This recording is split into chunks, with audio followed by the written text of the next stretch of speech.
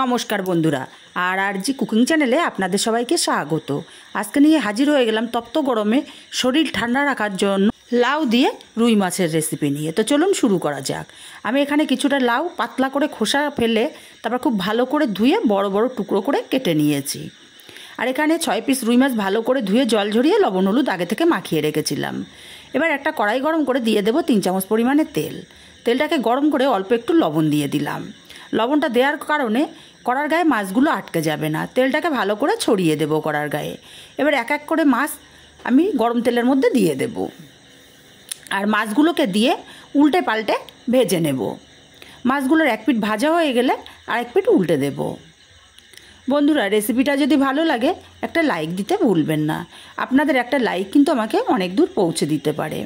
মাছগুলোকে উল্টে পাল্টে ভেজে নিয়েছি। মাছগুলোকে তেল ঝরিয়ে উঠিয়ে নিতে হবে। বন্ধুরা, এই রেসিপিটা খেতে কিন্তু অসাধারণ লাগে গরম ভাতে। একদিন হলেও বাড়িতে বানিয়ে দেখবেন, দারুণ লাগে খেতে। মাছগুলো উঠিয়ে নিয়ে এই তেলের মধ্যে একটা শুকনো লঙ্কা ছিঁড়ে দিলাম আর একটু কালো জিরে দিয়ে দিলাম। ফোড়নটা একটু ভাজা ভাজা হলে কেটে রাখা লাউগুলোকে দিয়ে দিলাম। লাউটাকে মিনিট খানিক এইভাবে নাড়াচাড়া করে নেব। মিনিট খানিক নাড়াচাড়া করে নিয়ে ঢাকা দিয়ে আমি 2 মিনিট লাউটাকে রান্না করে নেব। 2 মিনিট পর ঢাকাটা খুলে নিচ্ছি। লাউগুলোকে আবার একটু নাড়াচাড়া করে দেব।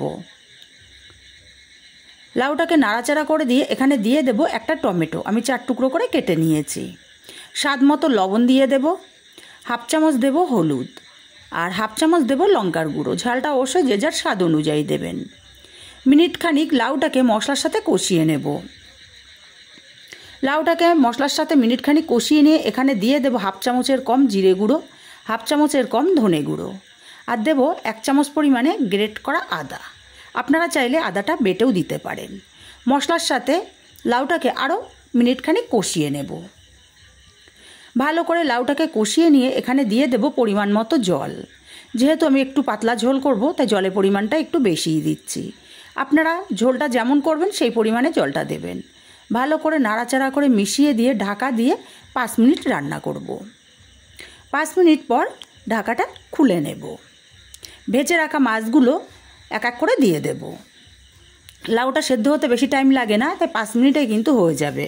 মাছগুলো দিয়ে নাড়াচাড়া করে দিয়ে 5 মিনিট মাছটাকে ঝোলের সঙ্গে ফুটিয়ে নিয়েছি।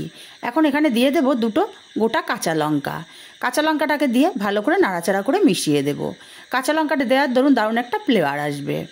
এবার ওপর থেকে দিয়ে দেব কিছুটা ধনেপাতা কুচি। ধনেপাতা কুচিটাকে দিয়ে খুব ভালো করে নাড়াচাড়া করে মিশিয়ে দেব। আর এই লাউ দিয়ে রুই মাছের ঝোল খেতে তো গরম ভাতে অসাধারণ লাগে। ভালো করে নাড়াচাড়া করে মিশিয়ে নামিয়ে নিয়েছি। রেসিপিটা কেমন লাগলো কমেন্ট করে জানাতে ভুলবেন না। ভালো লাগলে কাছের আত্মীয় স্বজন বন্ধুবান্ধবের কাছে শেয়ার করতে ভুলবেন না।